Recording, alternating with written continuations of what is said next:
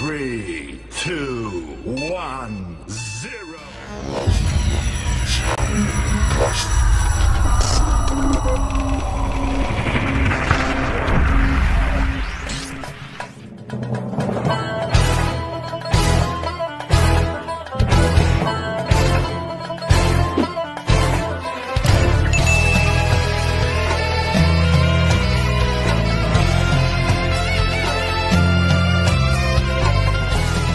Resolusi Jihad Nahdlatul Ulama. Yang pertama, kemerdekaan Indonesia yang diproklamirkan pada tanggal 17 Agustus 1945 wajib dipertahankan. Yang kedua, Republik Indonesia sebagai satu-satunya pemerintah yang sah wajib dibela dan diselamatkan. 3. Musuh negara Republik Indonesia, terutama Belanda, yang datang dengan membonceng tentara sekutu, yaitu Inggris, dalam masalah tawanan perang bangsa Jepang, tentulah akan menggunakan kesempatan politik dan militer untuk kembali menjajah Indonesia. Yang keempat, umat Islam, terutama Nahdlatul Ulama, wajib mengangkat senjata melawan Belanda dan kawan-kawannya yang hendak kembali menjajah Indonesia. Yang kelima, kewajiban tersebut adalah jihad, yang menjadi kewajiban tiap-tiap muslim yang berada pada jarak radius 94 km, jarak di mana umat Islam diperkenankan sholat jamak dan qasar. Lalu, bagaimanakah resolusi jihad kaum santri milenial menuju Indonesia merdeka di era digital? Di era digital seperti sekarang ini, santri diharapkan bukan hanya menjadi objek semata, melainkan menjadi subjek utama dalam mengisi kekosongan dunia maya dengan nilai-nilai positif melalui produksi tulisan, meme, poster, dan konten-konten perdamaian. Santri mempunyai dasar ilmu keagamaan yang dalam dan mumpuni sehingga harus mampu mengimbangi narasi-narasi negatif yang berkembang dalam masyarakat dan dunia maya.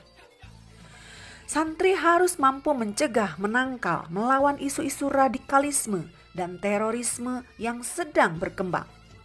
Itulah jihad santri milenial di era digital. Dakwah digital merupakan kunci. Apabila konten-konten positif terangkat, tentunya konten negatif akan terminimalisir dengan sendirinya.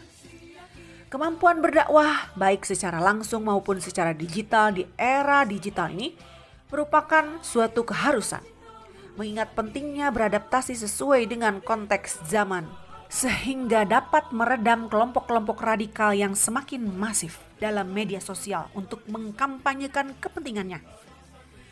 Di era digital, perkembangan ilmu pengetahuan dan teknologi atau IPTEK menjadi salah satu tantangan terberat kaum santri saat ini. Hal tersebut dikarenakan beberapa pesantren masih melarang penggunaan perangkat elektronik. Permasalahan ini menjadi dilema besar bagi santri dan kalangan pesantren. Pada masa lalu Islam justru mampu mencapai puncak kejayaan karena ilmu pengetahuan, karena keseimbangan antara ilmu agama dan ilmu pengetahuan umum. Budaya literasi santri dan masyarakat pada umumnya yang cenderung masih rendah. Padahal wahyu pertama yang diturunkan kepada Rasulullah SAW adalah anjuran untuk membaca. Untuk itu santri sebaiknya dibekali pendidikan yang bukan hanya bertujuan untuk menguatkan akidah, ibadah, dan akhlak semata, melainkan juga ilmu pengetahuan umum dan wawasan kebangsaan. Meskipun santri diharuskan menguasai teknologi, santri tetap harus mengedepankan akhlak dan menjadi suri tauladan terbaik. Seberapa tinggi pendidikan, seberapa banyak harta kekayaan yang dimiliki, dan setinggi apapun jabatan yang diraih santri, harus tetap hormat dan takzim kepada kiai. Adab dan akhlak merupakan ciri khas yang dimiliki santri. Inilah yang perlu dikedepankan dimanapun berada. Di era transformasi digital, santri harus mampu berperan sebagai duta-duta perdamaian yang secara aktif menyampaikan nilai-nilai toleransi, pluralisme, kemanusiaan, serta perdamaian di masyarakat.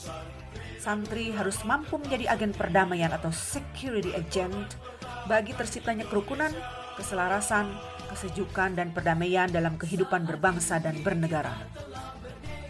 ketika setiap dari kita atau santri menyadari dan memahami serta bersatu padu atau berlomba-lomba dalam memberikan kontribusi terbaik terhadap negara, kita yakin mampu mencapai cita-cita besar bersama, yaitu terwujudnya santri sehat dan Indonesia kuat.